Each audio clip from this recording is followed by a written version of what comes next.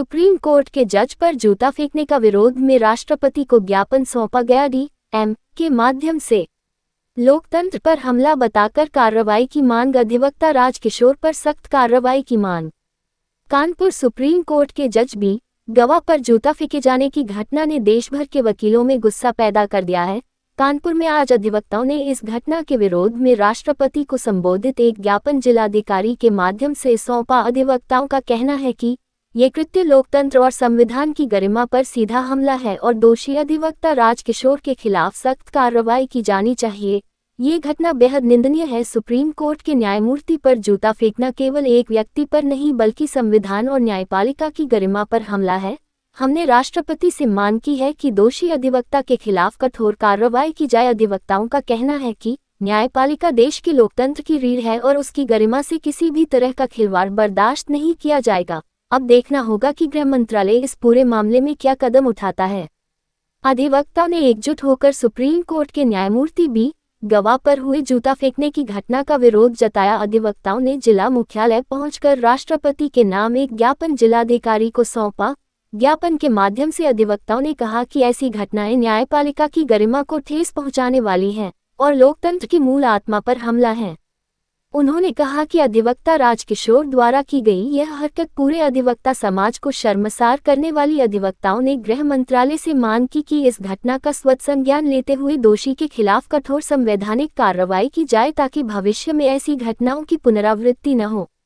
पूरे देश के अधिवक्ता समाज को इस घटना से ठेस पहुंची है। ये लोकतंत्र को कमजोर करने वाली सोच का परिणाम है। हम चाहते हैं कि सरकार इस पर तुरंत संवैधानिक कार्रवाई करे ताकि ऐसा दोबारा कभी न हो।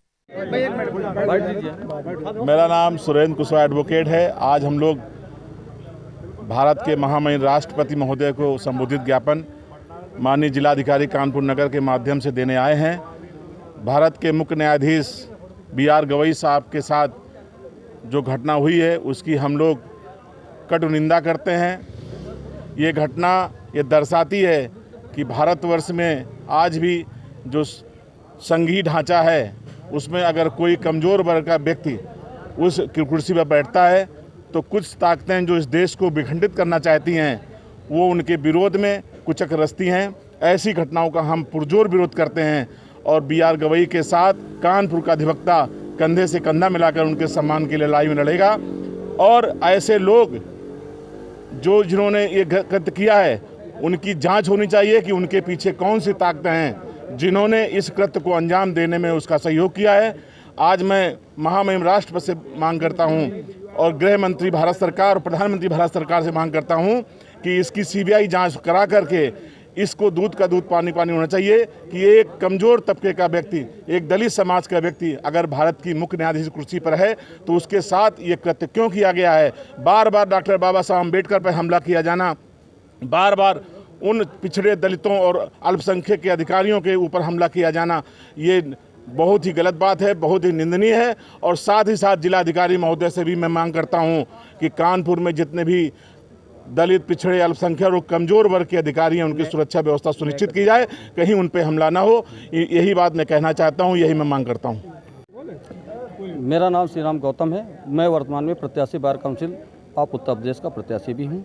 साथियों, प्रेस के माध्यम से अपनी बात कराना चाहते हैं। आपके माध्यम से मेरा आपके माध्यम से अवगत कराना चाहता हूं कि जो माननीय उच्च न्यायालय के मुख्य न्यायाधीश पर इतनी सुरक्षा होने के बावजूद इस तरह जूता फेंकने का प्रयास, ये घृणित घटना नहीं, पूरे देश बच्चा का, बूढ़े से लेकर बच्चे का अपमान है।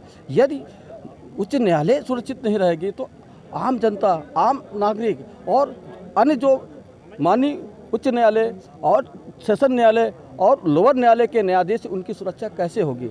ऐसी स्थिति में मैं आपके माध्यम से मांग करना चाहता हूँ कि जो दलित समाज के हमारे न्यायिक अधिकारी हैं उनकी भी सुरक्षा की जाए, आम पब्लिक की भी सुरक्षा का आपके माध्यम से ये बात कराना चाहता हूँ। धन्यवाद। एडवोकेट, आप लोगों को विदित है कि देश के सर्वोच्च न्यायालय के मुख्य न्यायाधीश के न्यायालय कक्ष में एक संविधान विरोधी व्यक्ति के द्वारा जूता फेंकने का काम किया गया।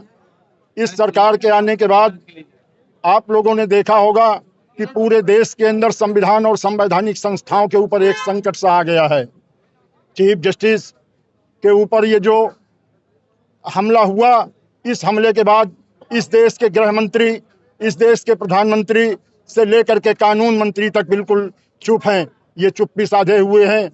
इसका सीधा सीधा मतलब ये है कि ये संविधान की जगह मनुस्मृति को लाना चाहते हैं और इस देश को मनुस्मृति से चलाना चाहते हैं। ये वो ताकतें हैं जिन्होंने समय समय पर अपने साधु और संतों के माध्यम से संविधान पर हमला बुलवाने का काम किया। इन लोगों ने जातिगत आधार पर हम लोगों को हिकारती बयान दे करके अपमानित करने का काम किया।